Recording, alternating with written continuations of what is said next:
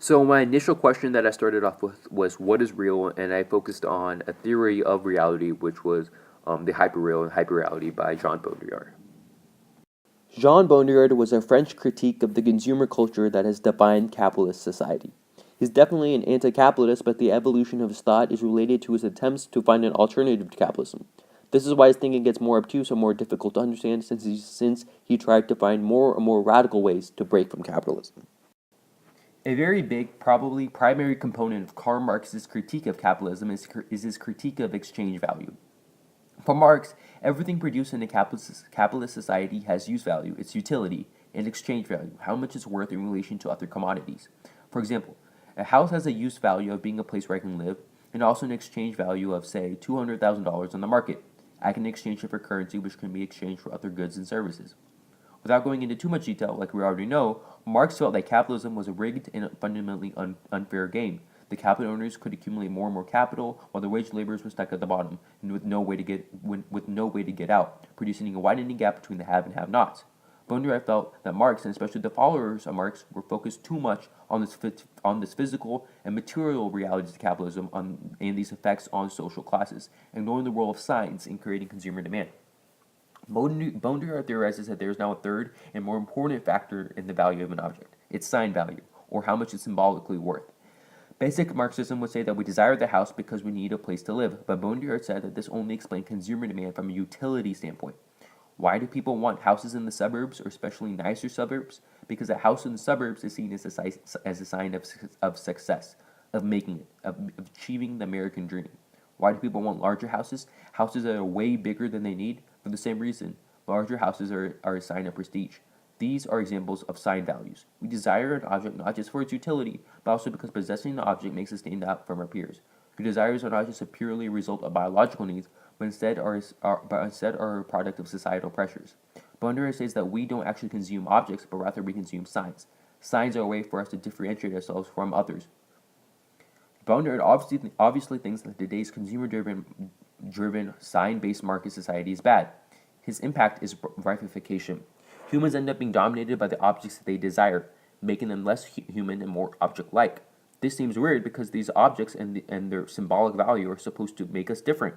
However, if my identity is defined by the signs floating through the capitalist system, I myself are also reduced to a series of signs, stuck in a system that stifles individual creativity and self-expression. If I am defined as an orange juice drinking, non-smoking person, I may be different, but I'm also still defined by tools of the system, easily categorized by the object and signs we consume. Frustrated both with capitalism and with attempts to escape capitalism, Baudrillard was like, dude, maybe we're thinking about capitalism from the wrong perspective. Baudrillard believed that the true essence of capitalism was not simply that it attempted to produce surplus value or that it created inequality due to capital owners accumulating more capital. The true essence of capitalism for Baudrillard is rooted in its value system, specifically its emphasis on production, consumption, and utility. This rational decision making, where we should try to do the most good for the most people, is the logic that justifies capitalism. For example, we're told to save anything extra that we don't need so we can invest it to grow more value. Baudrillard believed that Marxism tried to escape capitalism but was still using the same kind of logic.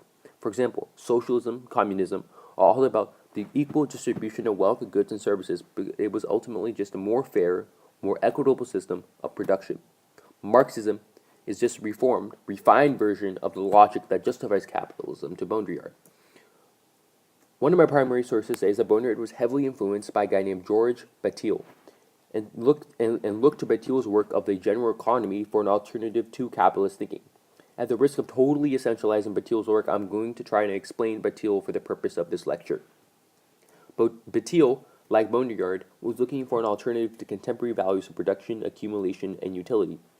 He looked to history and postulated that there was once a time before today's capitalist thinking when expenditure, waste, sacrifice, and destruction were the values of the day.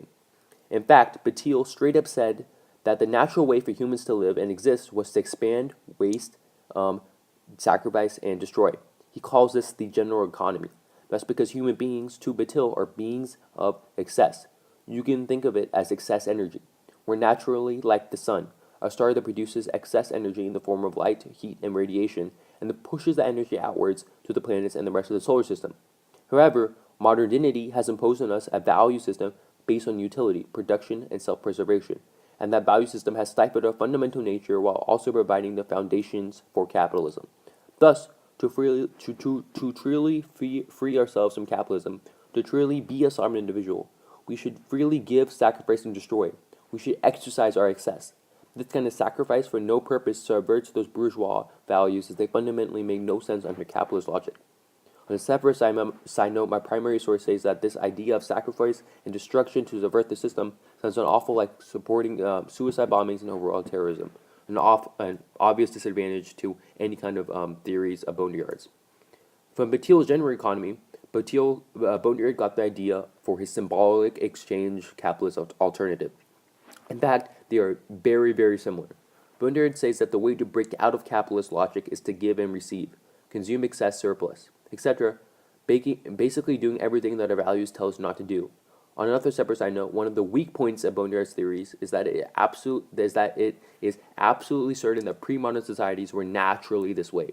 Baudrillard's reliance on an absolutist anthropology like Bataille is probably not only wrong, but also is basically a call for us to revert back to the way that things were, to turn back the clock to the good old days, which can be problematic. Here's where Baudrillard really goes off the deep end. Just as there is a huge difference between pre-modern societies and modern societies, there is also a huge difference between modernity and postmodernity.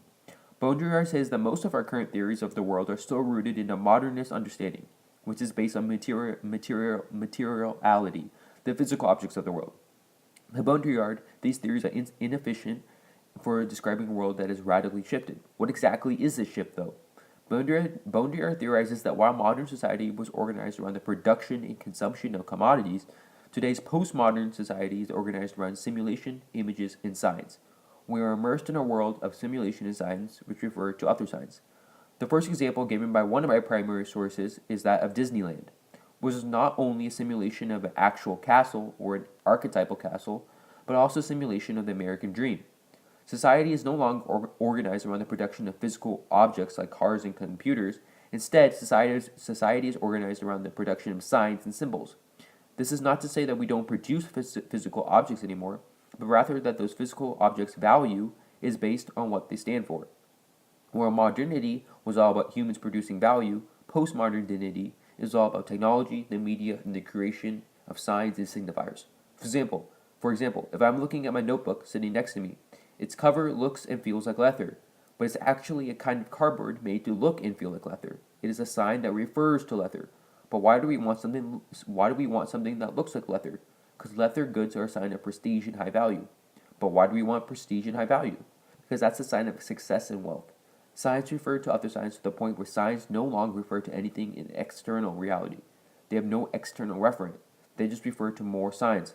This order of signs becomes a free-floating, entirely self-referential system, uprooted from a reality to which it was once attached. This is what Baudrillard calls the hyperreality. It's where reality is so real that it becomes too real, to where actual reality no longer appeals to us. Baudrillard would say that the reason why we demand more reality TV shows and shopping malls is because they provide an escape from the desert of the real. We seek the simulation provided by the world of hyperreality because it's way more interesting than reality itself. In the hyperreal, Baudrillard says that everything implodes into each other.